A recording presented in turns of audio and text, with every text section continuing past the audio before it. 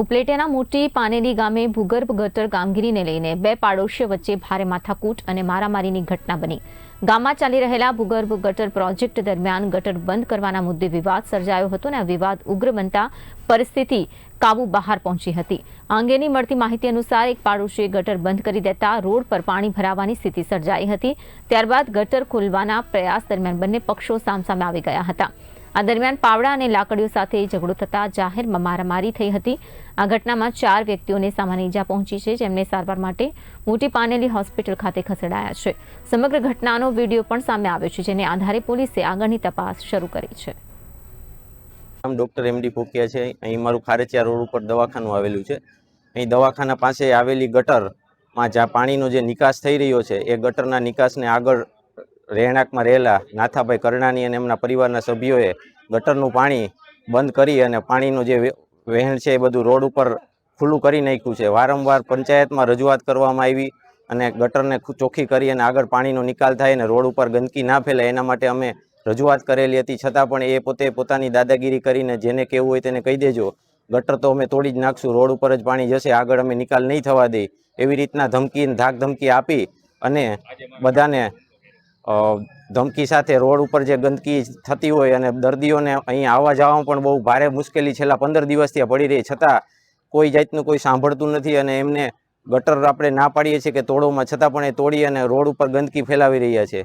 તો આના માટે અમને પૂરતો ન્યાય મળે અને એમની ઉપર કાયદેસર કાર્યવાહી થાય અને ફરજ રૂકાવટમાં પંચાયતનું કાર્ય કરવા જે કાર્ય કરનારા જે માણસો હતા એમને પણ રોકી અને ગટરને ચોખ્ખી કરવાની અને ખુલ્લી કરવા માટે એની ફરજ છે જે એને રોકવામાં આવેલી હતી, તેની ઉપર કાયદેસર કાર્યવાહી કરવામાં આવે એવી મારી માંગ છે। મેઇન રોડનું કામ આરસીસી રોડનું કામ ચાલુ હોવાથી ગ્રામજનોને અત્યારે ભારે તકલીફ પડે છે અને ફૂલ ઝડપે અત્યારે કામ એ લોકોએ ઉપાડેલું છે આજે।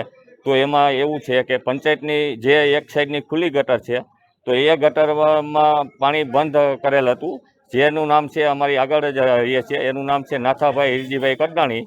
તો એ પાણી એને બંધ કરીને એ પાણી રોડ ઉપર એને નિકાસ કરી દીધો હતો। અમારી ગટરનું પાણી વર્ષોથી 50 વર્ષ છે, એ ગટર એના ઘર બાજુથી જ આગળ જાય છે, તો એને નિકાલ બંધ કરીને તોડી નાખેલી હતી ત્યારે। ને સરપંચની હાજરીમાં એ લોકો એવી રીતના ઠાઠથી દાદાગીરીથી કહેતા હતા, મેં જ તોડી, તમારે જ્યાં જવું હોય ત્યાં જાઓ, જેને કહેવું હોય એને કહો, જે કરવું હોય એ કરવો, મારી જ તોડેલી છે કે તમારાથી થાય કોઈનાથી ના થાય।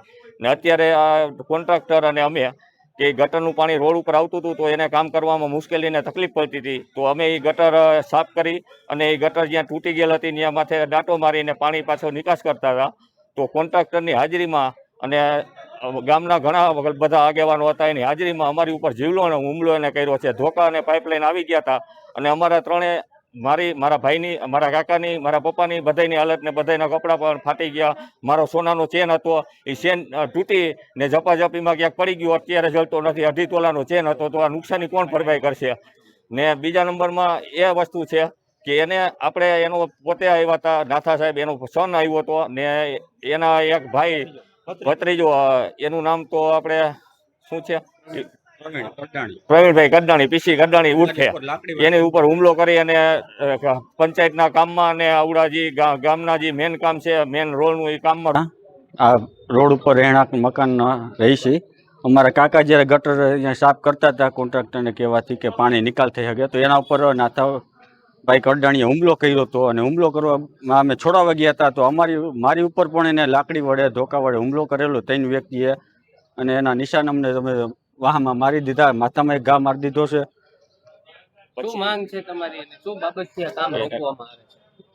કામ તો રોકવામાં કઈ આવતું નથી, કામ તો ચાલુ જ છે, પણ નાથાભાઈ જે કરડાણી છે એ અમારી ગટરનો વર્ષો જૂની ગટર છે, 50 વર્ષ જૂની, એ ગટર તોડી નાખે છે, પાણીનો નિકાલ નથી થવા દેતા, ગટર નિકાલ।